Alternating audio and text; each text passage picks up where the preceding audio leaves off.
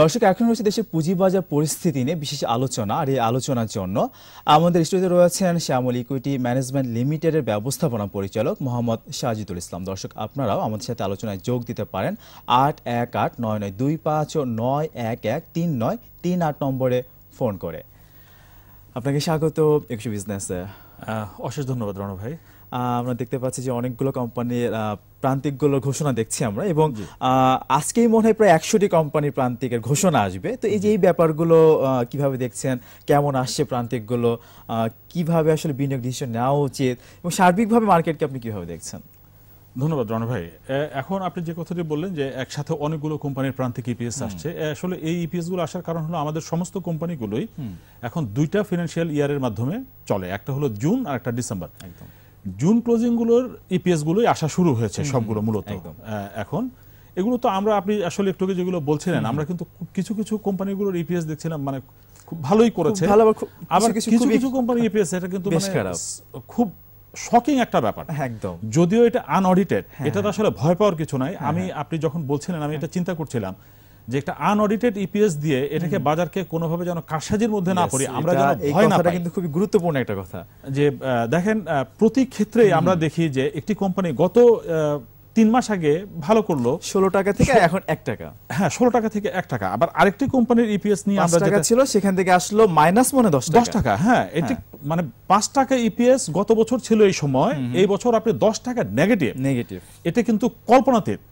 দেশে এমন কোনো দুর্ঘটনা ঘটে নাই, ব্যবসা প্রতিষ্ঠানে এমন কোনো পরিস্থিতি হয় নাই, অথবা কোনো কিছুতে এমন কিছু ঘটে নাই যেন এরকম একটি পরিস্থিতি তৈরি হয় যেটি লিব্রা ইনফ্লেশনের। একদম, এই ক্ষেত্রে তো আসলে কারণ দর্শানো উচিত কিনা আপনি কি মনে করেন? এটা তো আমি মনে করি যে গতকাল এসিআই দেখলাম তারা একটি কারণ দর্শিয়েছে, কিন্তু আসল কথা হলো যে এসিআই এর ক্ষেত্রে যেটি হয়েছে, এসিআই এর একটি কিন্তু বড় লুজিং কনসার্ন আছে তাদের, সেটি হলো তাদের যে স্বপ্ন।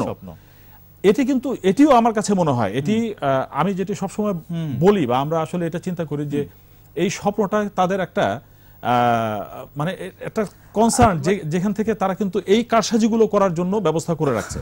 এটি অবশ্যই তদন্তের দাবি রাখে, এটি তদন্ত করুক, সরকার তদন্ত করুক, কারণ এখানে দেশের লক্ষ লক্ষ বিনিয়োগকারী টাকা আছে এসিআইতে। এটি এসিআইয়ের একলা না, এই সম্পদ তার একা না। এই যে কাজ তারা করছে এটি নিশ্চয়ই কোনো না কোনো ভাবে এটি তদন্তের দাবি রাখে, এবং সুষ্ঠু তদন্তের মাধ্যমে বেরিয়ে আসবে। আমি কনফার্ম যে এটিকে তদন্ত যদি করা হয় এই জিনিস থাকবে না। আজকে আমার এখানে স্বপ্নের একজন উচ্চপদস্থ কর্মকর্তা আসবেন সাক্ষাৎকার, তাকে অবশ্যই এটি জিজ্ঞেস করবেন। ঠিক আছে। আর দেখেন লিব্রা ইনফিউশনের ব্যাপারে এটি যেটি বলেছে, আমি ধরে নিচ্ছি যে হ্যাঁ আপনাদের টোটাল ওই সেক্টরটা, ফার্মাসিউটিক্যাল সেক্টরটাতে হয়তো কোনো কোনো কারণে একটু এদিক সেদিক হতে পারে, কিন্তু এমন কোনো ঘটনা ঘটে নাই যেটি 5 টাকা পজিটিভ ইপিএস পরের বছর ঋণাত্মক 10 টাকা ইপিএস হবে। আপনি শিওর থাকেন, আমি কনফার্ম যে লিব্রা ইনফিউশন আগামী 2 টার্মে আবার তারা পজিটিভে চলে আসবে। আমি বিনিয়োগকারীদের উদ্দেশ্যে বলতে চাই, এই ধরনের আনঅডিটেড ইপিএস দেখে, এই ধরনের ম্যানিপুলেটিভ ইপিএস দেখে আপনারা ভয় পাবেন না, ভয় পাওয়ার কোনো কারণ নাই। আমরা কিন্তু সবসময় একটা কথা বলছি, উদ্যোক্তা পরিচালকরাই শেয়ার ব্যবসার সাথে জড়িত, আসলে তারাই বেশি দেখাচ্ছে, তারাই কম দেখে তাদের স্বার্থে। অবশ্যই এখান থেকে আসলে কি করা উচিত, ভূমিকাটা কেমন নেওয়া উচিত? আসলে এটি তো আমাদের আইন পরিবর্তন করা ছাড়া, যুগোপযোগী আইন করা ছাড়া তাদেরকে শাস্তির আওতায় না আনলে কোনোদিন আমরা এটি করতে পারবো না। এবং এটি করার জন্য আমরা একা কেউ না, আমরা ঢাকা স্টক এক্সচেঞ্জ বা আমরা সিকিউরিটি এক্সচেঞ্জ কমিশন একা কেউ না। এটির সাথে সরকারকে সরাসরি কোম্পানি আইন পরিবর্তন করে তাদেরকে এই আইনের আওতায় নিয়ে আসতে হবে। সামাজিকভাবে, প্রাতিষ্ঠানিকভাবে, আর্থিকভাবে তাদেরকে নানান ধরনের ইয়াতে নিয়ে আসতে হবে। কারণ আপনি আমার দেশের সম্পদ ব্যবহার করছেন, আপনি আমার দেশের সবকিছু ব্যবহার করে সুযোগ সুবিধা নিয়ে আপনি এই ধরনের অবশ্যই এটি বিশাল ক্রাইম, অনেক বড় শাস্তি হওয়া। অনেক বাইরের দেশগুলো কিন্তু দেখি অনেক বড় শাস্তি তাদেরকে দেওয়া হয়, সেরকম শাস্তি আমরা কিন্তু এখানে দেখছি। আমাদের দেশে এই ধরনের শাস্তির আওতায় আসলে অবশ্যই কোম্পানিগুলো সুশাসন ফিরে আসবে। অবশ্যই। তারপর আমরা দেখছি যে আস্থাটা কিন্তু বেশ খানিকটা বৃদ্ধি পেয়েছে, আমরা দেখতে পাচ্ছি লেনদেন বাড়ছে। আমি এই বিষয়ে আসবো, ছোট একটা ফোন নিয়ে আসি। হ্যালো দর্শক, আপনার নাম বলে প্রশ্ন করুন। হ্যালো, আমি চট্টগ্রাম থেকে বলছি। জি, আমরা শুনতে পাচ্ছি। আপনি আলোচনা করছেন যে মিউচুয়াল ফান্ড গুলি হচ্ছে মেইন শেয়ার মার্কেট বাড়ানো কমানোর ব্যাপারে। এই মিউচুয়াল ফান্ডের তো অনেক ইপিএস ভালো আছে, তারপরে মিউচুয়াল ফান্ড গুলি বাড়তেছে না কেন? আরেকটা কথা হচ্ছে, ম্যানেজমেন্টে যদি শেয়ার হোল্ডারদের কোনো প্রতিনিধি না থাকে, এই যে ম্যানিপুলেশন হচ্ছে এগুলি কথা বলার লোক না থাকে, তাহলে তো এইভাবে চলবে। যেমন আপনাকে অনেক ধন্যবাদ।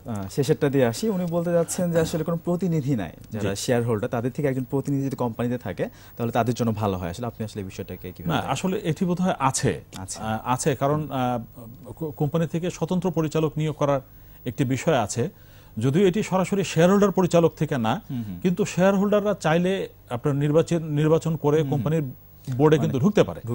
নীতি সংখ্যক শেয়ার আসলে হোল্ড করে। এখানে হলো কি যে কে এই ঝামেলার ভিতরে জড়াতে চায় বা কে এই কাজগুলো করবে, তো যারাও করছে তারাও কিন্তু বড় ধরনের সুযোগ সুবিধা গ্রহণ করে দেখে সত্যি কোনো কথা আসলে বলে না।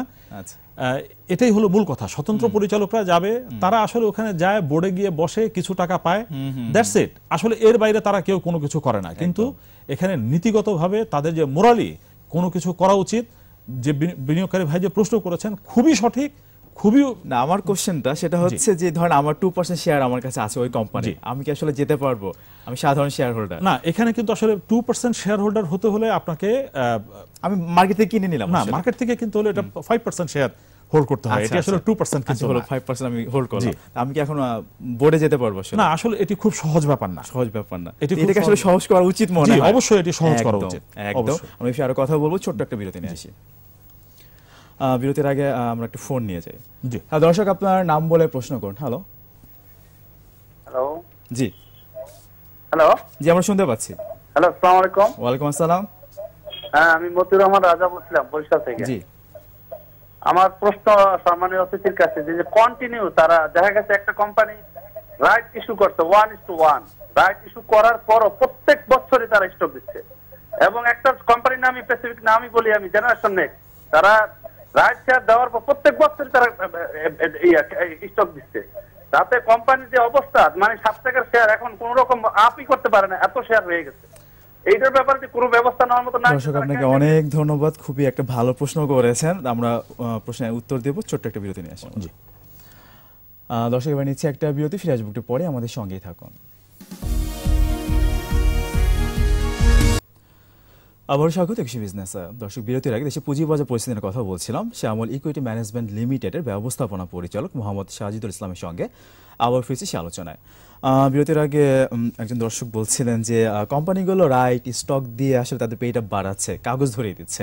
তো আসলে এই বিষয়টাকে আপনি কিভাবে অ্যাড্রেস করবেন? না, এটি আসলে তো এখন নিশ্চয়ই তার প্রফিট করেছে, প্রফিটের ইয়েতে দিচ্ছে। তা আমাদের আসলে এখানে মানে মূল কথাটা হলো যে কোম্পানিগুলো আমাদের সাথে যে জোচুরিটা করছে বা যে ধরনের প্রতারণা করছে, এই প্রতারণা কিন্তু আরেকটি পদ্ধতি হলো স্টক ডিভিডেন্ড। আচ্ছা, যদি কোম্পানির এত সামর্থ্য থাকে 10% ক্যাশ ডিভিডেন্ড দেয়, এই জন্যই আমরা বিভিন্ন সময় আমরা সরকারের কাছে দাবি করেছি যে এ গ্রুপভুক্ত শেয়ার হতে হবে মিনিমাম যে 10% ক্যাশ ডিভিডেন্ড দেবে। আমাদের এখানে একটি কাগজ বা স্টক ডিভিডেন্ডের মাধ্যমে সে এ গ্রুপে থাকবে, সমস্ত ধরনের সুযোগ সুবিধা ভোগ করবে। এটি আমরা চাই না। আমরা চাই যে কোম্পানির স্ট্রেংথ ভালো, যে ক্যাশ ডিভিডেন্ড দিতে পারে, সেই কোম্পানিগুলোই শুধুমাত্র এ গ্রুপভুক্ত হোক, যেন আমরা বিনিয়োগকারীরা যেন আমরা বুঝতে পারি যে আসলে কোন কোম্পানিটির কতটা ফিনান্সিয়াল স্ট্রেংথ আছে। ফিনান্সিয়াল স্ট্রেংথ বোঝার জন্য যেই কোম্পানিগুলো ক্যাশ ডিভিডেন্ড দিতে পারে, একমাত্র সেটি ফিনান্সিয়ালি স্ট্রং। এটি এই ব্যাপারে আসলে আর কিছু বোঝার নাই, এর চাইতে বেশি বোঝার কোনো দরকার নাই। কিন্তু আমরা তো আসলে প্রতারণার ফাঁদে পড়ছি বারবার। আমাদের অনেক কোম্পানি এই ধরনের প্রতারণা করছে, এটি স্পষ্টতই প্রতারণা, অনেক ফরম্যাটে করছে। একবার বলছে পেইড আপ কমাবে, আবার দেখা যাচ্ছে বোনাস দিচ্ছে, মানে কেমন হলো না? যেমন আপনি যে কথাটি বলছেন, আসলে এটি প্রতারণার, প্রত্যেকটি এগুলো আসলে প্রতারণার একটি অংশ। যে কোম্পানিটি বলছে যে আমি পেইড আপ কমাবো, সে ঘোষণা দিচ্ছে পেইড আপ কমানোর, 3 দিন পরে সে আবার স্টক ডিভিডেন্ড ঘোষণা করছে। এগুলো আসলে মানে আসলে খুবই দ্বিমুখী আছে, দ্বিমুখী না। আসলে এগুলো মূল কথাটা হলো যে আমাদের এখানে কোনো বিচার হয় না, এই ধরনের প্রবলেম গুলো হচ্ছে। সেটাই। আপনি তো ডিবি এর পরিচালক, তো মার্কেট উন্নয়নে কি করা উচিত, কি করবেন, কি করছেন, এটা জানবো। ছোট একটা ফোন নিয়ে আসি। হ্যালো দর্শক, আপনার নাম বলে প্রশ্ন করুন। হ্যালো জি, আমি প্রাণত চাচা শিবু। জি, আমি বলতে চাই যে গতকাল বা গত পরশুদিন জুলামিয়া কটনের ইপিএস খারাপ এসেছে, তারপর আজকে 3 টাকা বেড়ে গেছে। আর কোয়াংপুটের ইপিএস ভালো এসেছে, কোয়াংপুট বাড়ে না। তিতাস গ্যাসের ইপিএস এত ভালো আসছে, তিতাস গ্যাসও বাড়ে না। এটার কারণটা কি? আপনাকে অনেক ধন্যবাদ। দুলামিয়া কটন বাড়ে, তিতাস গ্যাসের মতো শেয়ারের দাম বাড়ে না, জি বলবেন আপনি? না, আসলে এটি বলার কিছু নাই। যেমন তিতাস গ্যাসের কথা বললাম, আমি শুধু যদি এতটুকুই বলি যে দেখেন তিতাস গ্যাসের যে পরিমাণ এফডিআর আকারে FDR আছে, আচ্ছা। এটি যদি টোটাল শেয়ার দ্বারা ডিভাইড করা হয়, এটির দাম এখন 50 টাকার উপর থাকার শুধু কথা। এফডিআর, শুধু এফডিআর। আপনি অন্য অন্যান্য হিসাব করলে তো 1000 টাকা দাম থাকা উচিত। সেটি কত থাকবে সেটি আমি বললামই না।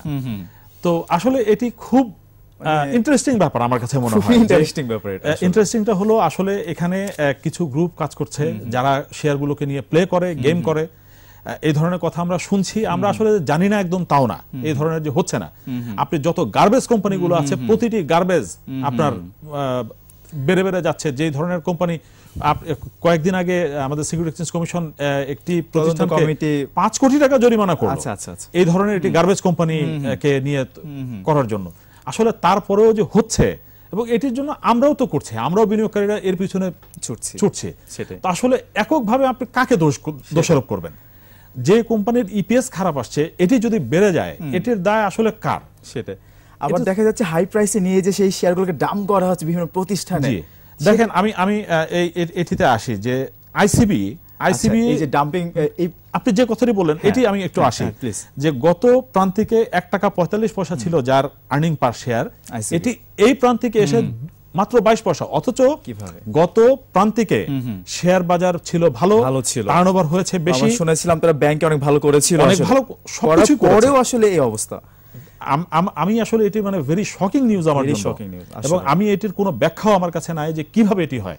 তো আপনি যে কথাটি আসলে মানে বলছিলেন যে কোনো ডাম্পিং, দেখেন এই ধরনের কথা কিন্তু আমরাও শুনি যে এটি আসলে একটি ডাম্পিং করার একটি জায়গা, বিভিন্নভাবে কারসাজি করে তাদের কাছে, এবং তাদের পোর্টফোলিও দেখলে কিন্তু আমরা দেখতে পাই আসলে অনেক হাই প্রাইসে অনেক শেয়ার কিন্তু সেখানে রয়েছে। দেখেন একটু আগে একজন ভাই একটি প্রশ্ন করেছিলেন যে মিউচুয়াল ফান্ড কেন ইয়া হয়। এই যে আইসিবি একটি মিউচুয়াল ফান্ড, মিউচুয়াল ফান্ডে তার বিনিয়োগের পিছনে কি বিনিয়োগ আছে, আমি যে মিউচুয়াল ফান্ডে বিনিয়োগ করব, জায়গাতে আসবো। একটা ফোন নিয়ে আসি আমরা। হ্যালো দর্শক, আপনার নাম বলে প্রশ্ন করুন। হ্যালো। হ্যালো, আসসালামু আলাইকুম। ওয়ালাইকুম আসসালাম। আমি ফখরুল ইসলাম। জি। আইপুর কোটাটা 100% থেকে 40% প্রাতিষ্ঠানিক বিনিয়োগকারীরা, সাধারণ পাবলিক পাচ্ছে 40%, 38%। এই কোটাটারে সংস্থা করার জন্য, এটার জন্য একটা প্রতিক্রিয়া নেওয়া উচিত। আর সাধারণ বিনিয়োগকারীরা তো ক্ষতিগ্রস্ত হচ্ছে, পাচ্ছে না। আপনি বুঝতে পেরেছেন? জি, আমি প্রশ্নটি আপনাকে অনেক ধন্যবাদ। উত্তরটা আচ্ছা, আসলে এটি এই বিষয় নিয়ে আমি আসলে মানে কোনো মন্তব্য করতে পারবো না, কারণ এটি একটি আইনের মাধ্যমে করা, এটি বাংলাদেশ সিকিউরিটি এক্সচেঞ্জ কমিশনের একটি আইন।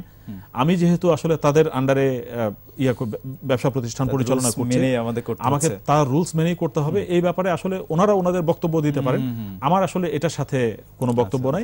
বাংলাদেশ সিকিউরিটি এক্সচেঞ্জ কমিশন যেই আইন করেছে, আমি তাদের প্রতি শ্রদ্ধাশীল, আমাকে ওটাতেই থাকতে হবে সব সময়। আচ্ছা, ওই যে আমরা যেটা নিয়ে কথা বলছিলাম যে ডাম্পিং, আইসিবি, হ্যাঁ, মিউচুয়াল ফান্ড, এই কথাগুলোতে ছিলাম। হ্যাঁ, আমি যেটা বলছিলাম যে মিউচুয়াল ফান্ডগুলো কেন আসলে বাজারে ভালো রোল প্লে করতে পারছে না, এর আমার কাছে একটি বড় কারণ, সেটি হলো আপনি একজন বিনিয়োগকারী, যখন আপনি কারো উপরে বিশ্বাস করবেন, সে আপনার টাকাটা কোথায় বিনিয়োগ করছে আপনি যদি এতটুকু জানার অধিকার না থাকে, এবং আপনি যদি জানতে না পারেন, আপনি তো অন্ধের মতো টাকা কোথাও রাখার কোনো মানে হয় না। আপনি কেন সেই ইউনিটগুলোর দাম বাড়বে, কেন আমি এই ইউনিটটার প্রতি বিশ্বাস করব? কারণ হলো যে আপনার এই শুধু আইসিবি না, এই ধরনের যে মিউচুয়াল ফান্ডগুলো আছে, এটিও ডাম্পিং এর একটি বড় জায়গা একদম, এবং এটি আমাদের বিনিয়োগকারীরা সবাই জানেন, বোঝেন দেখেই 100% আমি মানে বলতে পারি যে এই কারণেই আমাদের এই মিউচুয়াল ফান্ডগুলোর প্রতি আমাদের কোনো বিশ্বাস নাই, এবং বিশ্বাসের কোনো জায়গাও তারা রাখে না আসলে। কারণ হলো যে আপনি বিনিয়োগকারী, সাধারণ বিনিয়োগকারী যদি প্রফিট করতে পারে, আর আপনাদের লক্ষ লক্ষ টাকা লক্ষ লক্ষ টাকা প্রতি মাসে তাদের পিছনে ব্যয় করে ম্যানেজমেন্ট ফি দেওয়ার পরে আমার ওই ইউনিট ফান্ড যদি প্রফিট করতে না পারে, আমি কেন সেখানে বিনিয়োগ করব? আমি 10 টাকায় যে ইউনিট কিনেছি সেটির দাম যদি 6 টাকা থাকে, তাহলে কিভাবে এটি হলো, এটি তো আমার আসলে বোধগম্য না। এই ধরনের একটি প্রতিষ্ঠান পরিচালনা করার জন্য লক্ষ লক্ষ টাকা দিয়ে ম্যানেজমেন্ট রাখার কোনো মানে হয় না। একদম, দ্যাটস ওয়াই আসলে কেউ এটিতে বিশ্বাস করতে চাচ্ছে না। এই কারণেই এই ইউনিট ফান্ডগুলোর প্রতি মানুষের কোনো আস্থা নাই, বিশ্বাস নাই। আমার জোর দাবি যে আমরা যারা ইউনিট ফান্ড কিনছি, আমার ইউনিটের আন্ডারে সে কোথায় কোন অ্যাসেট কিনেছে, এটি যেন ওয়েবসাইটের মাধ্যমে আমি প্রতিদিন যেন দেখতে পারি। শুধু আপনি সপ্তাহে একদিন অ্যাসেট ভ্যালু প্রকাশ করে আপনি আপনার দায় সারতে পারেন না, কারণ বিনিয়োগের টাকাটা আমার। আপনি আমাকে শুধুমাত্র অ্যাসেট ভ্যালু বলে দিয়ে চলে যাবেন, আর আমি আপনার সেই অ্যাসেট ভ্যালুতে নাচবো, এটি আসলে আশা করার কোনো জায়গা আমার কাছে মনে হয় আছে, আমি মনে করি। না সেটা তো এমন হতে পারে, এখানে তো অনেক কিছু হয়, ইন্স্যুরেন্স অনেকদিন বাড়ছিল না, হঠাৎ কোনো কারণ ছাড়াই 3 গুণ 4 গুণ হয়ে যাচ্ছে। মিউচুয়াল ফান্ডও এরকম হতে পারে, সে আসে বিনিয়োগের বসেও থাকতে পারেন। আচ্ছা, আমি একটু ডিবির পরিচালক হিসেবে একটু জানতে চাই, মার্কেট উন্নয়নে আসলে কি করছেন, কি করতে চান আসলে? ধন্যবাদ রণ ভাই। আসলে আমাদের ঢাকা স্টক এক্সচেঞ্জ এবং ডিবিএ আমরা একই সাথে অনেকগুলো কাজ করছি বাজার উন্নয়নের জন্য। আপনি জানেন আমরা গতকালকে আমাদের মাননীয় পররাষ্ট্রমন্ত্রীর সাথেও আমরা সাক্ষাৎ পুঁজিবাজারের লোক, জি উনি পুঁজিবাজারের মানুষ, উনি বলেছেন যে বিদেশি বিনিয়োগকারীকে আনতে, শুধু বিদেশি বিনিয়োগকারী না, আমাদের যারা প্রবাসী বিনিয়োগকারী আছেন উনি সবচেয়ে বেশি এমফাসিস করেছেন যে আমাদের প্রবাসী যেসব ভাইরা দেশের বাইরে থাকেন তাদেরকে যেভাবে হোক আমরা বাজারমুখী করা এবং তাদের মাধ্যমে দেশের ডেভেলপমেন্টে কাজ করার জন্য উনি কাজ করবেন। উনি সরাসরি বলেছেন আমি পুঁজিবাজারের মানুষ। উনি যেহেতু চট্টগ্রাম স্টক এক্সচেঞ্জের প্রেসিডেন্ট ছিলেন, এখন মন্ত্রী হওয়ার কারণে ওনাকে এই পদটি আসলে ছাড়তেই হয়েছে, কিন্তু বাজারের প্রতি উনি যথেষ্ট শ্রদ্ধাশীল এবং তার সেই মায়াও আছে। আমরা গতকালকে আমাদের প্রেসিডেন্ট শাকিল রিজভীর নেতৃত্বে আমরা গিয়েছিলাম ডিবিএ, আমরা অভিভূত তার এই কথায়। এবং আপনি জানেন যে আমাদের মাননীয় প্রধানমন্ত্রী এবছর নির্বাচিত হওয়ার পর যে তার মন্ত্রী পরিষদ গঠন করেছেন, সেখানে বাণিজ্য মন্ত্রী একদম মানে বিজেপি প্রেসিডেন্ট ছিলেন টিপু মুন্সি, তারপরে এফসিএ একজন। আপনি দেখেন যে ব্যবসায়ীদেরকে নিয়ে উনি যে ধরনের একটি মন্ত্রিসভা গঠন করেছেন, নিয়ে এসেছেন তাদেরকে, উনি যে জায়গায় যেতে চান এই ধরনের আপনি তার ভীষণ কিন্তু ফুটে ওঠে অবশ্যই কোথায় নিতে চাচ্ছেন। এখন আসলে সময় হয়েছে সত্যিকার অর্থে আমাদের দেশের জন্য কাজ করা, আমাদের ব্যবসা প্রতিষ্ঠানগুলো ব্যবসায়ীদের জন্য কাজ করা। আমার মনে হয় সামনের দিনগুলো অনেক ভালোভাবে আশা করছি, অনেক বেশি প্রত্যাশা, অনেক বেশি প্রত্যাশা। আপনাকে অনেক ধন্যবাদ আমাদেরকে সময় দেওয়ার জন্য। রণ ভাই আপনাকে অশেষ ধন্যবাদ, সবাইকে ধন্যবাদ। দর্শক, এতক্ষণ দেশের পুঁজিবাজার পরিস্থিতি নানা দিক ও কারণে কথা বলছিলেন শ্যামল ইকুইটি ম্যানেজমেন্ট লিমিটেডের ব্যবস্থাপনা পরিচালক মোহাম্মদ সাজিদুল ইসলাম। দর্শক, এবার নিচ্ছি আরো একটি বিরতি, বেলা 1:30টায় আবার ফিরে আসবো বিজনেস আরো আয়োজনে, আমাদের সঙ্গেই থাকুন।